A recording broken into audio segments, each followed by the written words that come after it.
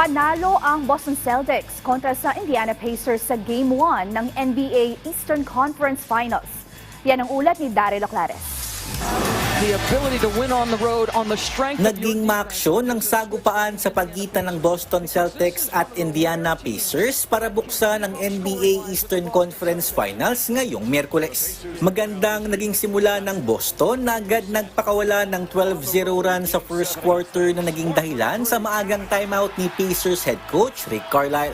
Mula noon, gumana na ang opensa ng Pacers upang hindi sila basta-basta maiwanan ng Celtics. At para tapusin ang first half, isang buzzer beater 3-point shot ang pinakawala ni Tyrese Haliburton para maitabla sa 64 ang laro. Sa third quarter, nakapag-poste pa ang Celtics ng 13-point advantage na dahan-dahan din namang binura ng Indiana. Hanggang sa mga huling minuto ng regulation na natiling dikdikan ng laban pero nagawang makalamang ng tatlo ng Pacers sa natitirang 10 segundo. Panalo na sana para sa Pacers pero isang crucial turnover ang nagbigay ng pagkakataon kay Jaylen Brown na ipasok ang isang corner 3-pointer para puwersahin ang overtime.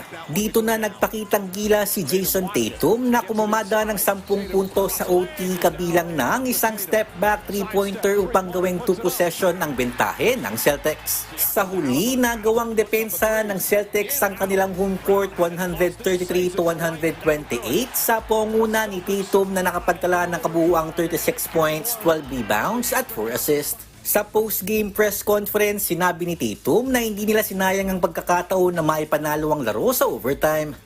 We didn't necessarily play well enough where we may have deserved the win, and obviously made some plays at the end. JB gave us a second chance by hitting that shot. Ayon naman kay Brown, muntikan man na maagaw ng Pacers ang Game 1, hindi sila sumuko hanggang sa tumunog ang final buzzer.